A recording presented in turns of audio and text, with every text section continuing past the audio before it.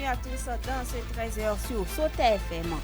Plus de 60% de baisse des ressources de la commune, c'est l'impact de la fermeture de la frontière bénino-nigérienne survenue au lendemain du coup d'État du 26 juillet dernier au Niger. Une confirmation à nous donnée par l'autorité communale Guida Migado. Les précisions sont à suivre.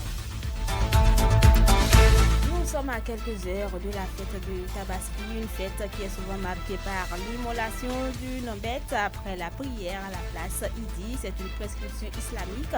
Selon les leaders religieux, toutefois, ce n'est pas une obligation. Les précisions sont à suivre avec un leader religieux de la commune de Malanville. Vous suivrez également d'autres nouvelles au plan local et international sans oublier les informations sportives avec Bruno Gagri. Merci de toujours préférer ce TFM pour vous informer. Sauta Midi Magazine, le point de l'actualité de la journée sur ta radio. Sauta FM, c'est maintenant et tout de suite. Cette édition par une autre en plus bref, un mort et 2 blessés. C'est le bilan d'un accident de circulation ici à Malanville, intervenu sur la route inter-État dans la nuit d'hier à ce matin. Cet accident a impliqué 2 motocyclistes. Selon nos informations, 3 victimes sont dénombrées. Une femme aurait rendu l'âme sur le champ. Les 2 autres victimes sont transportées au centre de santé pour des soins par les sapeurs-pompiers de la commune de Malanville. Crise entre le Bénin et le Niger, la fermeture de la frontière depuis plus de 10 mois environ n'est pas sans conséquence sur les économies des 2 pays. Sur place ici à Malanville, cette situation a un impact négatif sur la mobilisation des ressources. On parle d'une baisse de près de 60% des ressources. Une confirmation à nous donner par le maire de la commune de Malanville, Guida Migado. L'impact négatif est très criard. Quand vous prenez notre marché international qui hier regroupait donc tous les acteurs du commerce de la sous-région, commerçants béninois, nigériens, Côte d'Ivoire, Mali, Burkina Faso et Ghana. Mais aujourd'hui, l'impact négatif a fait que donc le marché n'est plus animé. On peut dire que presque le marché est mort. Sur le plan économique et sur le plan de la mobilisation des ressources au niveau donc de la mairie, c'est qu'aujourd'hui c'est vraiment la catastrophe. Nous sommes à plus de 60% de baisse des recettes. Or, Malanville est une commune à statut intermédiaire et il faut donc maintenir et garder le niveau de mobilisation des ressources à hauteur de 500 millions au moins. Et qu'aujourd'hui, avec cette situation, je suis dans le désarroi parce que j'ai vraiment la peine d'annoncer le niveau de baisse là. Ce niveau de baisse fera qu'à des mois donnés, on va se poser la question de savoir si on peut toujours garder ce statut-là. À tout ceci vient s'ajouter la fermeture de la traversée Bodje-Kali-Loua Nigeria suite à l'ouverture du passage de Segbana Nigeria. C'est pourquoi l'autorité communale, au micro de Luc Mondroucheo, fait ce plaidoyer. Guida Migado. Le corridor qui quitte donc Bodje-Kali, Madi-Kali et Loua Nigeria, c'est en fait le corridor naturel. Il est fermé depuis que donc on a ouvert donc le corridor de Segbana. Cette fermeture a bloqué encore une fois le marché parce que la plus grande clientèle de ce marché international de Malanville, le deuxième après celui de Dantopa, c'est la clientèle du Nigeria. Aujourd'hui, il ne peut plus circuler librement. C'est dire qu'il y a une conjoncture avec un certain nombre de facteurs qui sont venus vraiment aggraver la situation au niveau donc de la commune. Nous ne sommes pas contre le corridor qui est ouvert vers Segbana. Nous souhaiterions, pour même la bonne marche des activités au niveau des commerçants et des transporteurs, que ce corridor partant donc de Bodje-Kali et Loua Nigeria, que ça soit ouvert. On parle religion à présent. La célébration de l'Aïd el-Kébir est marquée par l'immolation d'une bête après la prière à la place Idi. C'est une prescription islamique selon les leaders religieux. Toutefois, ce n'est pas une obligation pour le fidèle musulman n'ayant pas les moyens. Je vous invite à suivre les explications et les conseils pratiques de Alpha Abdouraouf Olakoura. L'immolation est une obligation pour ceux qui ont l'argent, pour ceux qui ont la potentialité. Donc sur ce, on doit immoler le jour de la Tabaski. Des gens, soit un cabri, soit un mouton, soit un bœuf, soit un chameau. Un animal qui est en bonne santé, qui est grand, qui a de l'huile, qui a de la graisse. Le samedi, c'est le jour de Arafat. J'invite toute la population musulmane à se conforter, à se mettre dans l'adoration et de pouvoir mettre la satisfaction au nom de ses collaborateurs musulmans aussi, d'aider pour ceux qui n'ont pas la possibilité de s'habiller, de les aider à s'habiller, ceux qui n'ont pas la possibilité d'acheter, d'immoler, de les aider à immoler. Pourquoi pas le jour de la fête, immoler, toi qui as la possibilité, tu as qui as l'argent d'immoler et partager ou bien de donner encore les bêtes aux autres qui n'ont pas la possibilité. Préparatif de la fête de l'Aïd el-Kébir, on en parle toujours. Quelle est l'ambiance qui prévaut de l'autre côté du marché international de Malanville ce vendredi 14 juin 2024 à environ 48 heures du jour J. Nous avons fait le constat, suivez les précisions avec quelques usagers du marché rencontré. Cette année, par rapport à l'année passée, vraiment, cette année, c'est la merde. Le marché n'est même pas d'abord rempli. Si on regarde maintenant, jeudi, vendredi, le jour de marché de Malanville même, les coins sont tellement vides. On dirait qu'il n'y a pas de la population à Malanville. Par rapport maintenant à l'année dernière, à cette année-ci, vraiment, le marché était complètement rempli. Donc vraiment, cette année, c'est de la merde, il n'y a rien. Le marché est vide. Côté nous, habillement, vraiment, ça ne va pas. Les gens ne viennent même pas. Bon, depuis le matin, maintenant, moi, ici, depuis 7 heures, il n'y a rien. Personne n'est venu acheter quelque chose. Rien du tout. Pour la fête, là, on est là. Seulement on attend s'ils vont arriver bien.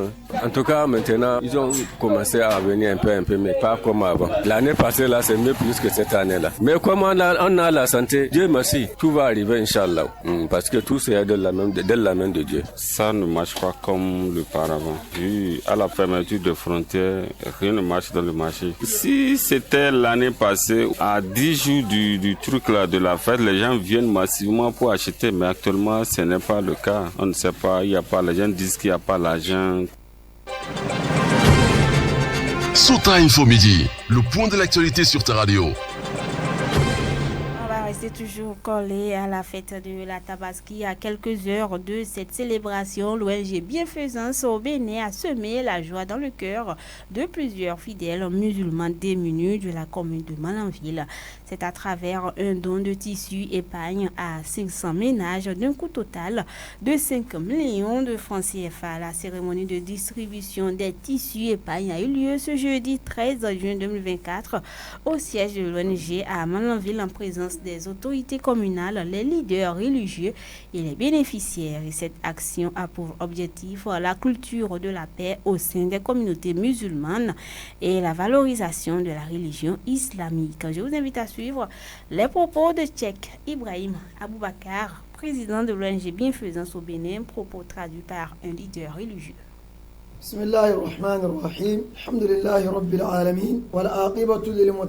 Bienvenue à cette cérémonie de distribution de tenues de fête aux plus démunis à l'occasion de la fête de Tabaski 2024. Aujourd'hui, c'est une très grande joie pour nous, population de Malanville, de recevoir 500 complets tissus épargne plus 3 000 francs de nos francs comme frais de couture gracieusement offerts par l'ONG Bienfaisance en collaboration avec ses partenaires financiers que sont Emirates Red Crescent et UAE Aid. Ce don d'un coût global de 5 millions de nos francs vient à point nommé soulager les peines de nos vaillantes populations. Qu'ils en soient remerciés et qu'Allah le leur rende au centuple. Nos remerciements vont à l'endroit du chef de l'État, du préfet de l'Albouri et du maire de la commune de Malanville pour sa disponibilité à tout instant. Vive la commune de Malanville, vive l'ONG Bienfaisance.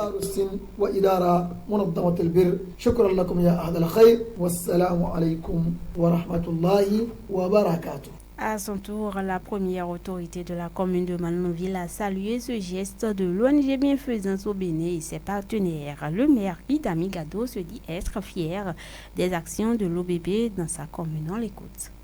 À l'orée de la fête de Tabaski, comme on le dit, l'ONG Bienfaisance a fait encore un geste, comme d'habitude, en offrant 500 tissus avec un montant de 3 000 francs à 500 personnes pour pouvoir se vêtir et être à l'aise le jour de la Tabaski. Ces 500 démunis remercient Dieu et remercient l'ONG Bienfaisance pour sa générosité et que nous souhaitons que dans notre pays et précisément dans notre commune, qu'il y ait des ONG de ce genre qui accompagnent le gouvernement de notre pays, le Bénin, dans le cadre de l'assistance à nos populations.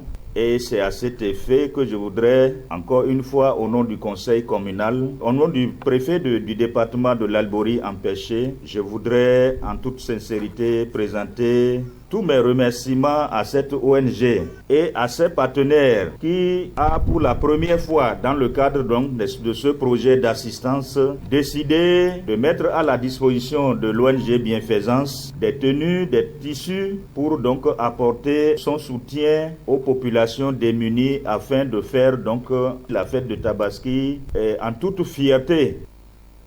Une occasion pour le maire Guy Damigado d'inviter ses administrés à respecter toujours les principes de l'islam pour le bonheur des uns et des autres dans sa commune. Suivez plutôt. Les principes de la religion, à savoir la solidarité, l'amour, l'entraide. Si ces principes désertent le forum, c'est qu'on n'est pas un musulman, on n'est pas une musulmane pleine. Et c'est à ce titre-là que je voudrais inviter mes chères populations de la commune de Malanville à cultiver de l'amour, à cultiver la solidarité et à cultiver l'entraide, à faire en sorte que les prescriptions divines soient respectées nuit et jour. Et c'est ça qui fait de nous des religieux pleins. C'est ça qui fait de nous des musulmans pleins et des musulmans pleines. Donc, le message que je voudrais porter, c'est au nom aussi du gouvernement et de son chef, le président Patrice Talon, qui a autorisé, n'est-ce pas, cette ONG depuis un certain nombre d'années et qui continue d'être fier de l'assistance que cette ONG apporte donc à nos populations aux côtés du ministre des Affaires sociales. Ça veut dire que ici, dans notre commune, notre ministre des Affaires sociales, après celui du gouvernement, c'est donc le président de l'ONG Bienfaisance. Et que Dieu vous accompagne. Il faut noter que chaque bénéficiaire a reçu une somme de 3 000 francs comme frais de couture. La joie au cœur et le sourire aux lèvres. Les bénéficiaires ont remercié le donateur et ses partenaires. Mesdames, Messieurs, autre information dans cette édition. C'est devenu la bonne trouvaille à Malanville. Depuis quelques années, les producteurs ont développé des mesures de résilience face aux incertitudes de la saison des pluies et quelquefois de la montée des eaux. Pour s'adapter aux réalités, ils ont opté pour la culture de contre-saison surtout afin de contourner les inondations. Lukman Rocheou est allé à leur rencontre. Voici le reportage qu'il nous propose. Au premier entendement, on se croirait en présence d'un engin à 2 roues, mais erreur. Il s'agit d'une motopompe. Une machine dont se sert Soumaïla pour irriguer sa culture. Nous produisons quand même le riz. Nous sommes au périmètre risicole Pédis à Kochi, entre les fleuves Niger et Sota, dans la commune de Malanville. Ici, les producteurs ont emblavé des superficies à perte de vue pour la culture du riz. Ici, nous produisons le riz. Vous voyez quand même le champ. Il y a même une motopompe qui est en train de mettre de l'eau dans le champ. Donc, nous sommes en train de faire la contre-saison. Face à la variation du climat, la culture de contre-saison est devenue depuis quelques années l'option de ce riziculteur, à l'image de plusieurs autres qui préfèrent la période de saison sèche pour les activités de production. Soumaïla. Entre-temps, nous faisons les deux cultures. Nous faisons contre-saison, nous faisons aussi pour la saison pluvieuse. Mais il y a quelques années, d'ici 5 ans passés là, nous faisons la contre-saison, nous faisons encore les pépiniers en voulant mettre encore pour la saison. Nous ne pouvons pas faire ça parce que le moment de faire les labos, en même temps, l'eau vient. Maintenant, après quelques années, on a dit, si nous ne pouvons pas faire la saison proprement dite là, il faut que nous nous installons pour faire la contre-saison uniquement. Et cela suit un certain nombre d'étapes. Sambo Mounirou est cultivateur à Kochi. Au premier temps, il faut nécessairement le nettoyage du terrain. Après le nettoyage, il faut passer par mettre de l'eau dans l'espace pour pouvoir le labourer. Après le labour, il faut arranger l'endroit, il faut couper pour que ça soit prendre de l'eau. Et après, on vient à la repiquage. C'est pas la saison pluvieuse, quand même, c'est la saison sèche. C'est nous-mêmes qui l'irriguons la terre sèche pour pouvoir le labourer. Parce que nous utilisons le bœuf pour labourer, ce n'est pas des tracteurs ni autres. Nous, ici, nous utilisons le bœuf et les charrues pour labourer les champs. Soumaïla. d'ici quelques mois, là où nous sommes ici, nous ne pourrons plus rester ici parce que l'eau va tout submerger. Donc c'est pourquoi nous faisons la contre-saison, avant que l'eau ne vienne là, avant que l'inondation ne commence, pour qu'on puisse prendre nos cultures et repartir. Et donc ces producteurs sont sous pression. Ils doivent libérer les lieux avant l'installation des pluies à Malanville, au risque de ne plus pouvoir récolter à cause des inondations. Devenue la réponse d'adaptation aux réalités climatiques, l'expérience de contre-saison en vogue à Malanville nécessite un certain nombre d'outils, mais également des intrants agricoles, comme l'explique Sou Soumaïla. La contre-saison a besoin nécessairement des moyens. Dans un premier temps, nous aurons besoin des accessoires motopompes, un tube à forage, surtout les entrants aussi agricoles. Et quand on parle de contre-saison, quand on parle de riz, on parle de l'eau. Quand on parle de l'eau, il faut forcément de carburation de l'essence. Mais par ces temps de flambée de prix de l'essence de la contrebande, faire fonctionner une motopompe devient un casse-tête pour ces agriculteurs. Amadou Hassan. Il n'y a pas de pluie et la pluie tarde à tomber cette année. L'essence est trop chère cette année. C'est trop de difficultés. Nous souhaitons que l'État facilite davantage l'accès aux intrants agricoles. Selon les producteurs, il existe des variétés de riz, de courte et de longue durée. Sambo Moumouni. Il y a plusieurs types de semences. Il y a des riz qui font 3 mois au plus. Certaines vont jusqu'à 4 mois. Avec les contre-saisons, ici, les gens cultivent abondamment ceux de 3 mois passés. C'est ça qui nous facilite les dépenses. Bientôt la saison des pluies à Malanville. En attendant son installation, les riziculteurs en profitent alors que les producteurs d'autres cultures ont désespérément les yeux tournés vers le ciel, souhaitant la tombée des eaux. Merci beaucoup à Louk Monoroutier pour ce reportage. On va installer sur Sauta FM les informations sportives de ce jour. Le sport dans son ensemble et avec toutes les disciplines, c'est sur Sauta FM, la meilleure pour les informations sportives d'ici et d'ailleurs. Bonjour Pierrette, bonjour aux amis du club. Avec vous, nous parlons sport Cannes Maroc 2025. Que peut-on savoir sur les éliminatoires? Pierrette approuve la course vers la Coupe d'Afrique des Nations CAF Maroc 2025 sera officiellement lancée le jeudi 4 juillet de l'an 2024 avec le tirage au sort des éliminatoires de la dite compétition à Johannesburg en Afrique du Sud. Le tirage au sort sera donc effectué dans les studios du Super Sport à 14h30 heure locale, 15h30 heure du Caire, 12h30 GMT. Et il faut préciser que 48 nations, dont les 4 vainqueurs du tour préliminaire Tchad, Est-Ouani, Libéria et Soudan du Sud, seront repartis en 12 groupes de 4 équipes. Nations confirmées pour le tirage au sort. Pierrette Approuvoir. Parmi les nations confirmées pour le tirage au sort, on retrouve championne d'Afrique en titre, la Côte d'Ivoire, tout comme l'Algérie, l'Angola, le Bénin, le Botswana, le Burundi, le Cameroun, le Cap-Vert, la République centrafricaine, le Tchad, les Comores, le Congo, la République démocratique du Congo, l'Égypte, la Guinée équatoriale et d'autres pays. Il faut noter que le Gabon, la Gambie, le Ghana, la Guinée-Bissau, le Kenya, le Lesotho, le Libéria, la Libye, Madagascar, le Malawi, le Mali, le Maroc, la Mauritanie, le Mozambique et la Namibie feront aussi partie de ce tirage au sort. Les autres pays engagés sont le Niger, le Nigeria, le Rwanda, Sao Tomé et Principe, le Sénégal, la Sierra Leone, l'Afrique du Sud, le Soudan du Sud, le Soudan, la Tanzanie, le Togo, la Tunisie, l'Ouganda, la Zambie et le Zimbabwe. Le coup d'envoi des éliminatoires de la Coupe d'Afrique des Nations CAF Total Énergie Maroc 2025 est prévu pour septembre 2024. Seules 23 équipes seront qualifiées pour la CAN 2025. Ces nations donc rejoindront le Maroc qui est doré et déjà qualifié en tant que pays hôte. Après la Coupe d'Afrique des Nations CAF Total Énergie 2023, en Côte d'Ivoire, au cours justement de laquelle les éléphants ont déjoué tous les pronostics pour remporter leur 3e titre. La 35e édition de la grande fête de football africaine promet également d'offrir une série de rencontres passionnantes pour tous les observateurs du beau jeu.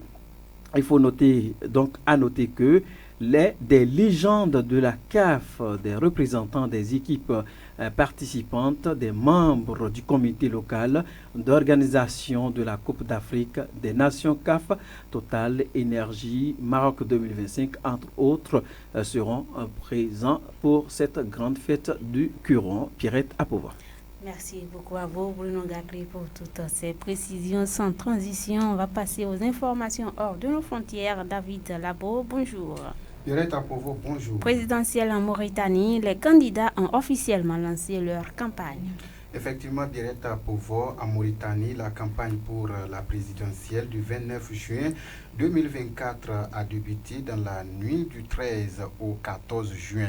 L'occasion pour les 7 candidats en lice, dont le chef de l'État sortant, Mohamed Ould Ghazouani, de se lancer dans une série de meetings jusqu'au 27 juin, date de la fin de la campagne électorale.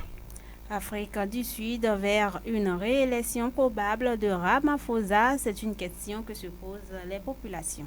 En Afrique du Sud, Pierrette Apovo, ce vendredi 14 juin, vers 10h du matin, s'ouvrira la première session du Parlement au Cap depuis les élections législatives au mois dernier qui ont vu l'ANC, le parti au pouvoir depuis la fin de l'apartheid, prendre sa majorité absolue. L'ANC va donc devoir nouer l'alliance pour former un gouvernement de coalition. Plusieurs partis politiques ont déjà indiqué qu'ils rejoindraient ce gouvernement d'unité nationale. Mais ce gouvernement de coalition n'est pas du tout le goût de tout le monde. Au Gabon, pour finir avec vous, David Labo, la révision de la liste électorale divise la classe politique. Au Gabon, pour finir, Pierrette Apovo, la révision de la liste électorale doit débuter ce 14 juin. Cette liste permettra aux Gabonais en âge de voter de participer au référendum de décembre qui aura pour but d'adopter la future constitution du pays. Un processus de révision diversement apprécié au sein de la classe politique. Merci beaucoup à vous, David Labo, pour toutes ces précisions. Mesdames, Messieurs, ce sera tout pour cette édition. Merci de nous avoir suivis. Je suis Pierrette Apouvo devant ce micro. J'ai bénéficié de la collaboration technique de Aboubakar Doko. Imsa Karim, quant à lui, est resté à l'édition. Bon vendredi à chacun et à tous. C'était Sota Midi Magazine, le rendez-vous informatif de la mi-journée sur